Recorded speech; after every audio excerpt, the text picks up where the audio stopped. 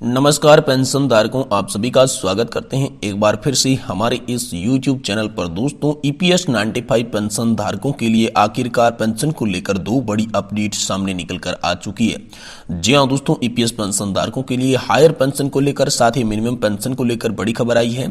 साथ ही जो central board of trustees की मीटिंग थी उसके अंदर दो फैसले लिए गए हैं। जी हां दोस्तों, चौंकाने वाले ऐलान आप सभी के लिए कर दिए जा चुके हैं। आखिर दोस्तों, इसमें यहाँ पर बैठक में वित्त मंत्री के द्वारा किसी स्वीकृति मिली है और एक साथ पेंशन में बढ़ोतरी कैसे होगी या फिर पहले और बाद में होगी, इसके बारे में बात करेंगे। साथ ही जो फाइनल तारीख है इसका भी ऐलान कर दिया जा चुका है और फाइनल डेट के अंदर कब आपको पेंशन मिल जाएगी, कितनी आपको पेंशन मिलेगी, क्या मिनिमम पेंशन आप सभी को 7,500 मिलेगी, कौन सी तारीख है जैसे ये फिक्स किया गया है। और कैबिनेट की बैठक में जो ऐलान हुआ था जिसके बाद सेंट्रल बोर्ड ऑफ ट्रस्टीज ने क्या क्या बड़ा फैसला लिया है और सरकार ने पेंशन को जो फैसला सुनाया है, आखिर सरकार ने पेंशन पर क्या बड़ा फैसला सुनाया है। वहीं साथ ही साथ हम आपको एक बताते चलें कि आप सभी के लिए एक महत्वपूर्ण मीटिंग का आयोजन जो किया गया था पेंशन बढ़ोतरी को लेकर, जिसमें 6 मंत्री भूपेंद्र यादव, राष्ट्रीय संघर्ष समिति के अध्यक्ष कमांडर अशोक दिरावत तथा राष्ट्रीय संघर्ष समिति के बाकी प्रतिनिधियों के साथ साथ पेंशन धारक भी मौजूद रहे थे।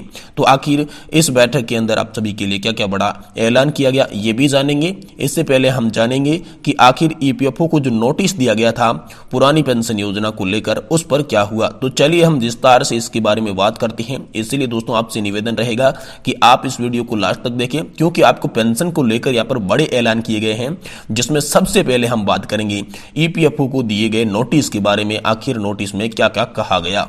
देखिए दोस्तों, आप सभी जानते हैं 4 नवंबर 2022 को सुप्रीम कोर्ट ने पेंशन को लेकर एक महत्वपूर्ण फैसला दिया, जो कि 2004 के बाद पेंशन धारकों को एक राहत वाला फैसला लग रहा था, जिसमें कि 15,000 रुपए की सैलरी लिमिट को खत्म कर दिया गया था और EPFO को कहा गया था कि जो भी पेंशन धारक है उनकी एक्चुअल बेसिक सैलरी के आधार पर जिन्होंने कंट्रीब्यूशन किया है उसी आधार पर पेंशन का वितरण करना चाहिए। लेकिन दोस्तों 12 महीने बीत चुके हैं, लेकिन अभी तक जो है वो EPFO की तरफ से कोई भी यहाँ पर ऐलान नहीं किया गया था। EPFO की तरफ से कोई भी सूत्र यहां पर फॉर्मूला लागू नहीं किया गया था और पेंशन धारकों को जो पेंशन है वो पहले के बेसिक पर ही मिल रही थी। तो इसी को लेकर जो है यहां पर सुप्रीम कोर्ट ने EPFO को एक बड़ा नोटिस जारी किया, जिसमें यहां पर कर्मचारी भविष्य निधि संगठन को जारी किए गए नोटिस में सुप्रीम कोर्ट में साफ शब्दों में कहा कि अगर नवंबर माह के एंड तक किसी भी प्रकार का कोई भी यहां पर आदेश अशोक रावत की के कहने के अनुसार जो यहां पर पेंशन धारकों की मांगे थी उसी के साथ साथ जो सुप्रीम कोर्ट ने आदेश दिया उस पर नहीं आता है तो सुप्रीम कोर्ट एक्शन लेगा और यहां पर जो कर्मचारियों को एक्चुअल बेसिक सैलरी है उसके आधार पर पेंशन देने के लिए बाधित करेगा।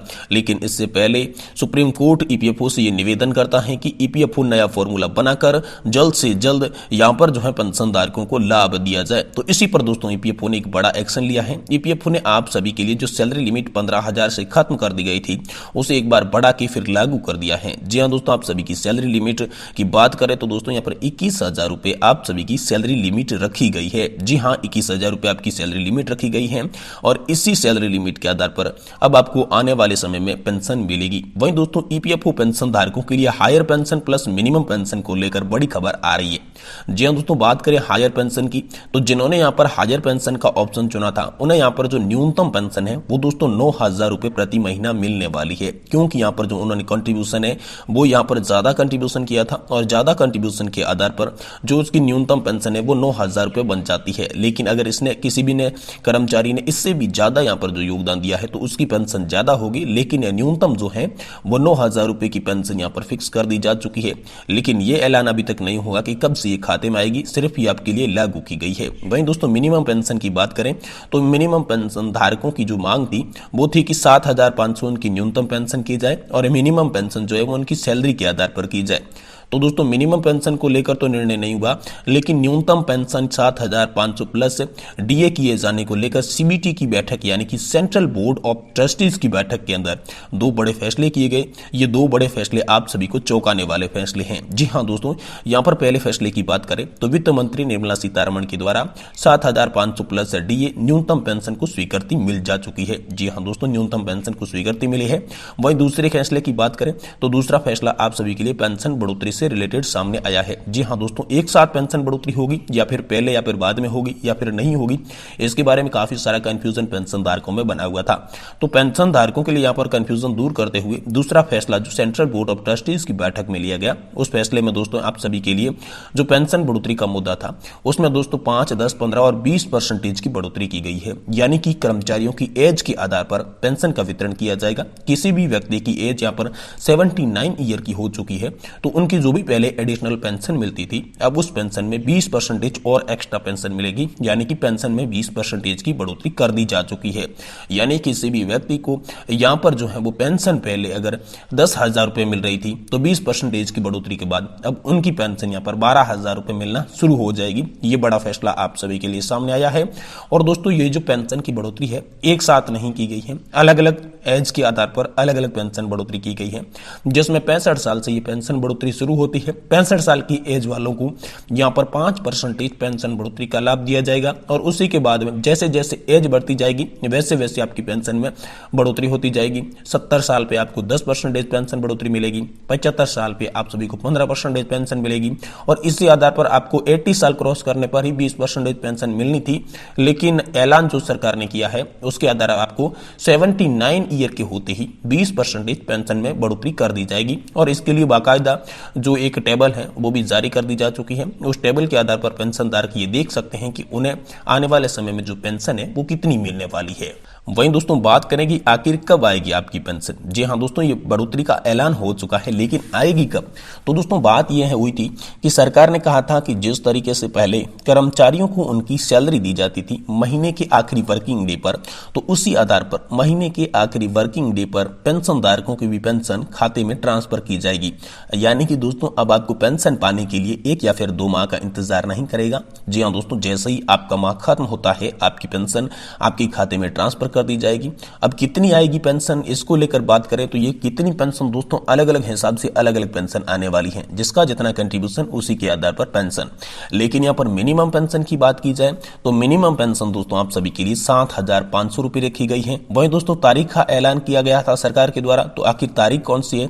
तो दोस्तों 25 तारीख फिक्स हुई है। 25 तारीख को ये ऐलान आप सभी के लिए लागू हो जाएगा, जिसके बाद आप सभी के खाते में पेंशन आना शुरू हो जाएगी। और ये जो ऐलान था ये कैबिनेट की बैठक में किया गया, जिसके बाद सरकार ने पेंशन को लेकर एक बड़ा फैसला सुनाया और साथ ही साथ जो सेंट्रल बोर्ड ऑफ ट्रस्टीज में वित्त मंत्री के द्वारा स्वीकृति मिली उस पर भी अमल किया गया। तो कुल मिलाकर दोस्तों आप सभी के लिए बड़ी खबर यह है कि अब हाल फिलहाल में आप सभी की पेंशन बढ़ गई है और आपको 25 तारीख से मिलना शुरू हो जाएगी। अब महत्वपूर्ण खबर की बात करें तो दोस्तों आप सभी के लिए जो एक बैठक हुई थी पेंशन बढ़ोतरी के मुद्दों पर चर्चा करने के लिए, जो कि श्रम मंत्री के साथ की गई थी। जी हाँ दोस्तों, भारतीय श्रम मंत्री केंद्रीय मंत्री जो भूपेंद्र यादव थे, श्रम और रोजगार मंत्री, उनके साथ यहाँ पर पेंशनधारकों की एक समूह ने मुलाकात की, जिसमें एनएससी राष्ट्रीय संघर्ष समिति के कमांडर अशोक जिरावत, वहीं एनएससी के बाकी प्रतिनिधि मंडल का यहाँ पर कुछ गत्था यहाँ पर आया था। जिसके बाद पेंशनधारक भी यहाँ पर साथ थे। तो पेंशनधारकों और साथ ही साथ एनएससी समिति के यहाँ पर कुछ सदस्यों के द्वारा भूपेंद्र यादव जी को उनकी मांगों और उनकी व्यथा के बारे में बताया गया, जिसमें यहाँ पर श्रम एंड रोजगार मंत्री भूपेंद्र यादव जी ने उन्हें बड़ा आश्वासन दिया कि सरकार आपकी मांगे जल्द से जल्द मंजूर करेगी। लेकिन साथ ही में उन सदस्यगण ने कहा कि ये जो मांगे मंजूर करने वाला आश्वासन है वो लगातार हमें 2 से 3 सालों से देखने को मिल रहा है, लेकिन अभी तक हमारी जो मांगे हैं वो कोई भी मांग मंजूर होती हुई नहीं नजर आ रही है। तो जल्दी से जल्दी आप मांगे मंजूर करें, नहीं तो फिर से एक बार देश के अंदर बड़ा आंदोलन करने के लिए पेंशन धारकों को मजबूर होना पड़ेगा। तो इसी को देखते हुए यहाँ पर वित्त मंत्री ने यहाँ पर ऐलान किया था, जिसके बाद श्रम मंत्री ने उन्हें आश्वासन दिया है कि आप सभी की जो मांगे हैं वो 2024 से पहले मंजूर कर दी जाएगी।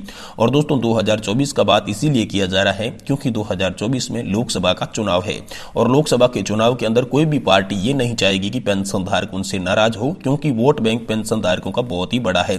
इस वोट बैंक को हथियाने के लिए यहाँ पर बीजेपी सरकार भी अलग अलग तरीके के प्लान बना रही है, जिसमें यहाँ पर ओपीएस के मुद्दे को भी बीजेपी फिर से हवा देती दिखाई दे रही है। जो पहले बीजेपी ओपीएस के मुद्दे से दूर भाग रही थी, अब उसी के कुछ मंत्री यहाँ पर ओपीएस लागू करने की बात कर रहे हैं। तो कहीं ना कहीं दोस्तों आप सभी के लिए 2024 बड़ी खुशियां लेकर आ सकता है।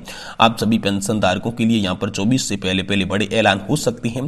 क्या ओपीएस लागू होगी, क्या मिनिमम पेंशन में बढ़ोतरी होगी, क्या आपकी एनपीएस के तहत ही बदलाव करके आपको पेंशन बढ़ा के दी जाएगी, इसके बारे में दोस्तों जैसे ही कोई ऐलान होगा हम आपको इसी चैनल के माध्यम से तुरंत देने की कोशिश करेंगे। इसलिए दोस्तों आपसे निवेदन है कि आप इस वीडियो को लास्ट तक देखते हुए साथ साथ आप चैनल को सब्सक्राइब करें और वीडियो को अपने दोस्तों के साथ शेयर जरूर कर दें।